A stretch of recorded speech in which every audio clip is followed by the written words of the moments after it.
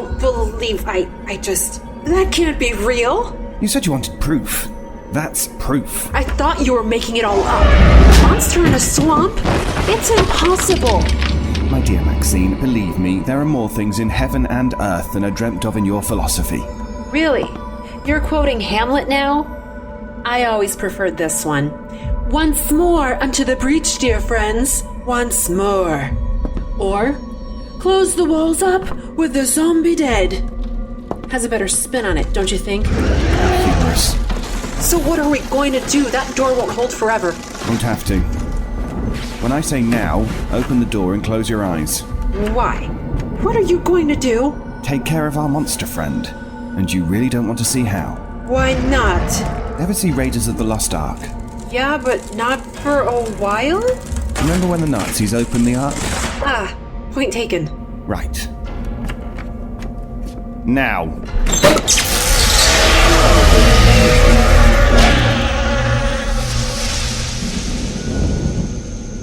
Is it okay to open my eyes now? Yes. The monster's gone. Where did it go? Let me guess. It did the whole face melting thing. No idea. It's gone, that's all that matters. That's one less trick I have up my sleeve. Come along, Max. Let's get out of here before we attract more of the locals. Swamp monster. Huh, go figure. Hey, if monsters are real, are there also things like aliens? I suppose. Never met one. Come along.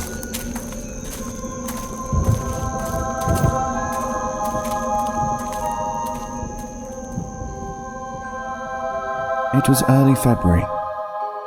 After showing my new acquaintance Maxine Tremblay the truth of the world around her, I returned to my tower in the Rose Garden.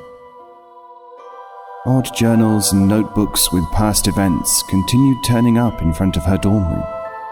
Events I was often involved with in some part. I must admit I was quite curious who was doing this and why. But the mystery could wait another day. I was tired, and all I wanted to do was rest. Oh, for the love of Pete. Go away! Whatever it is, I'm not interested. Hello, Byron. Ah. Now there's a voice I haven't heard in quite some time. The person who so rudely interrupted my quiet evening at home was a petite, pretty woman with short red hair. She stood there, alone at my doorstep. It was never a good idea for a woman to be out at night alone, but this wasn't just any woman. This was Hadley Price. Anyone who thought she would be an easy target for mugging or rape or just hooligan harassment because she was so small and unaccompanied would no doubt meet a quick death. And pity those she arbitrarily decided to make that death not so quick. In a way, Hadley sort of reminds me of my sister Zoe. Deceptively youthful and innocent in appearance. Downright cute, but deadly. What could be so important that she would visit me personally? What do you want, Hadley? Well, you know what they say. When in Portland, visit Byron. I'm in Portland. Nice to see you again. Now go away. The hand.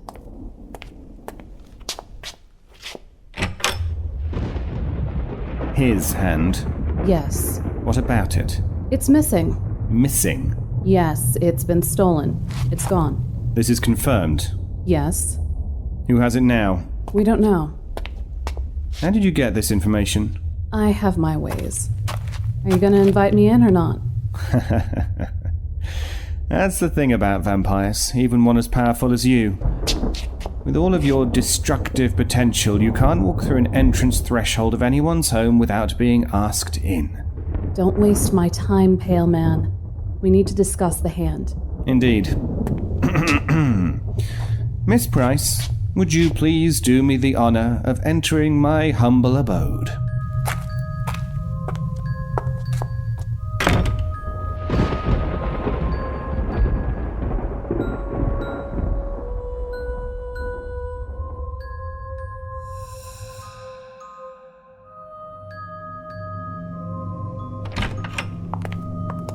You're really good at faking the manners of a gentleman. When it suits me. Come in, let me take your coat. Thank you. So how long has it been? A few decades. Oh, yes. That nasty business in Pennsylvania. Parts of the cover-up on that clearly indicated your participation. Can't have the humans knowing that zombies exist. Besides, in that, I got a few pointers on how to deal with them. You'll never know when I'll find that information useful.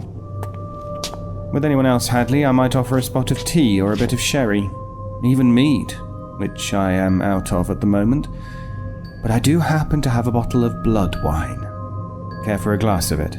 With anyone else, Byron, that offer would be nothing more than a made-up Klingon beverage. But I'm fairly sure you, of all people, have managed to get a hold of a real bottle of blood wine. Made from real blood. No Star Trek fanboy spaceman wannabe involved. It is. Then yes, please. Right. This way, then. Join me in the library, but don't touch anything. If handled improperly, there are things here that may be a danger, even to the likes of you. Don't touch any of Byron's toys. Got it.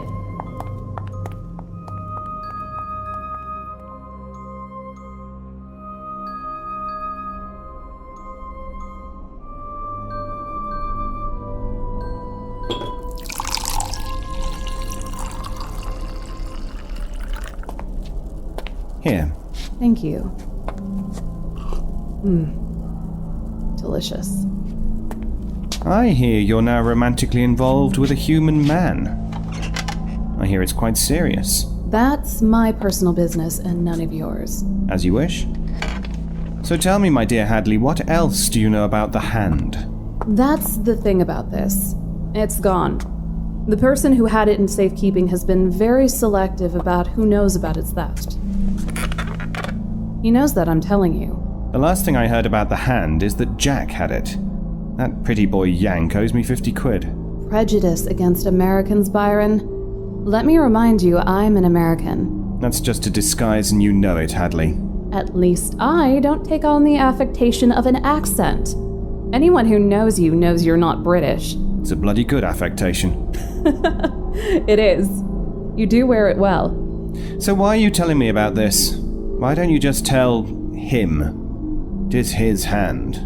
He's kind of hard to nail down. He's a time traveler. And I'm guessing you can do that too. Yes, but it comes at a great cost. It often ends in insanity. Well, I can't. Are you admitting that the mighty Vampire Hadley Price has her limits? That there's something she can't do? I don't know about that, but I can confirm that she hates being talked about in the third person. Brilliant. The witty banter of Hadley Price. How delightful it is to be in the company of someone who doesn't totally bore me.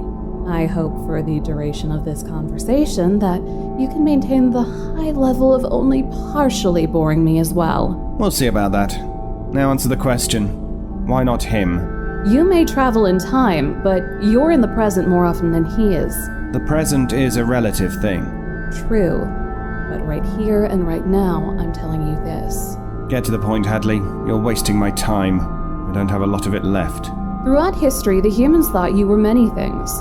Some thought you were the devil, Satan personified. Mr. Logan often found that annoying, but do go on. Some thought you were some sort of god or vampire.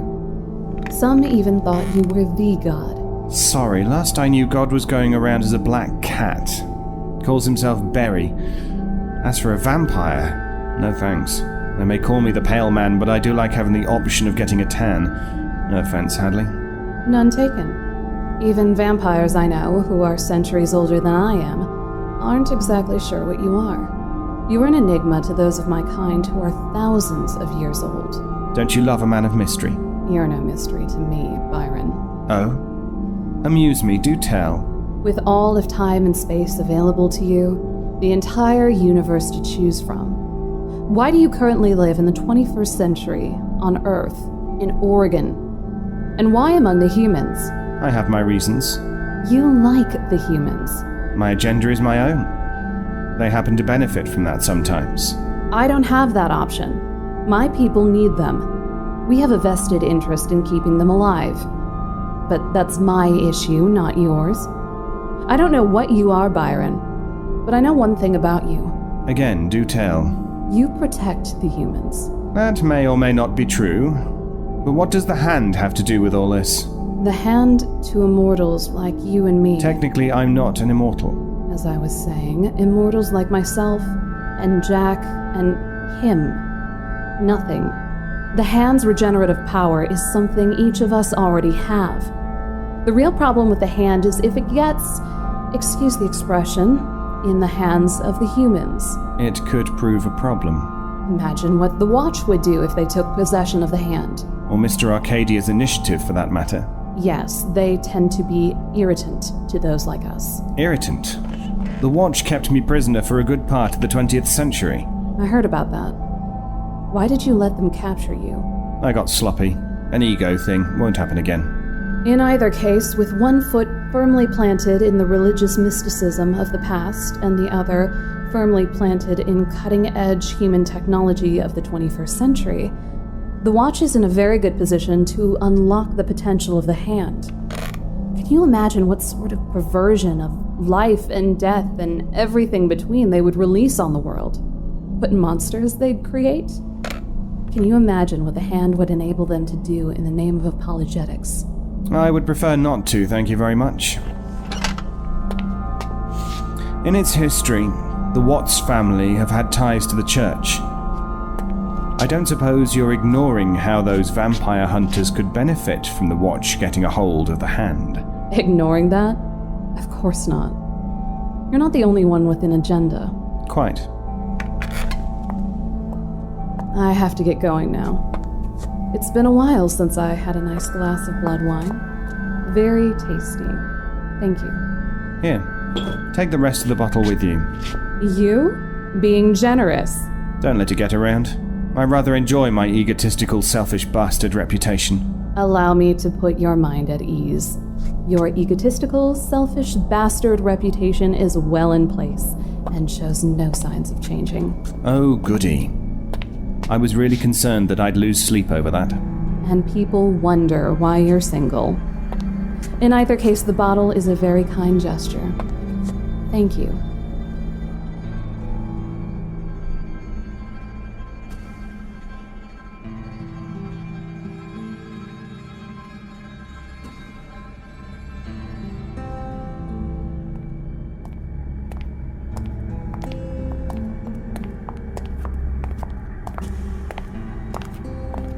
Allow me to help you with your coat. Thank you for your welcoming hospitality. Please get back to me if you hear anything about the issues we've discussed. Always good to see you, Hadley. Stop by again and visit in another 50 years or so.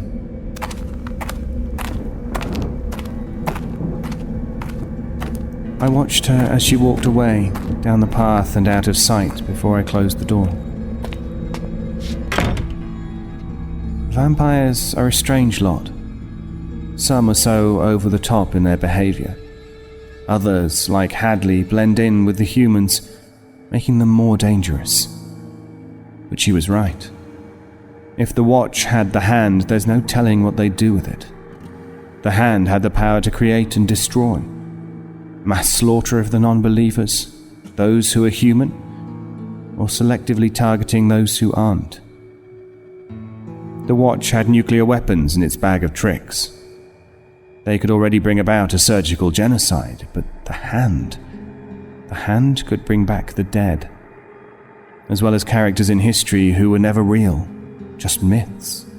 The hand had the potential to create them, or something that looked like them. Yes, a useful tool for apologetics.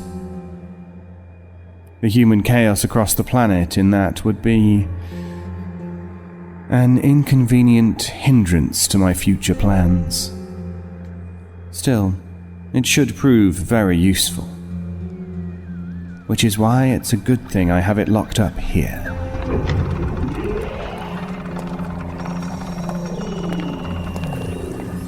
So pretty as it floats in the bubbles of its glass container. In a short time, I am going to need the hand and its properties if I am to find a way through my fate. but I still have time left to me, and there is still much to prepare for.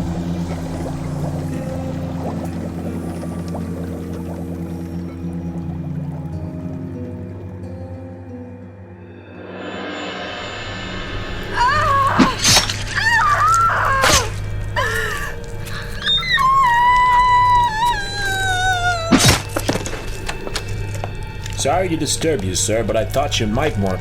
Oh, my apologies. No, I'm done, Mr. Doyle. I'm quite finished. Is she... well, you know... Dead? Yes. Yes, she is. She served her purpose, though.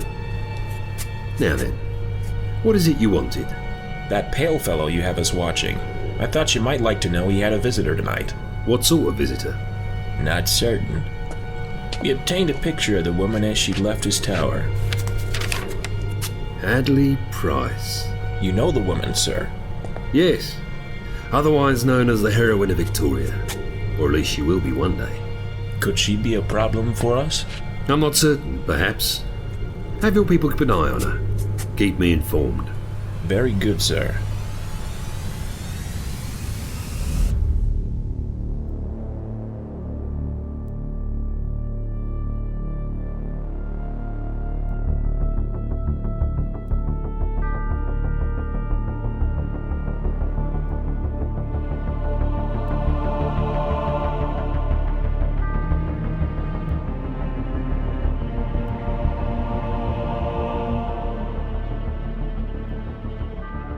You've been listening to the Byron Chronicles, A Year in the Life, Part 2, The Hand, written by Warren Onifer and Eric L. Busby.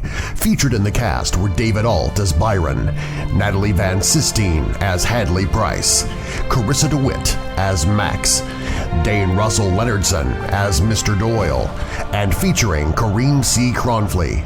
Music by Kevin MacLeod. Byron theme by Kai Hartwig. Script edited by Eric Busby. This episode was produced and directed by Eric Busby. This is Darren Marlar. You've been listening to an Eric Busby production. Copyright 2016.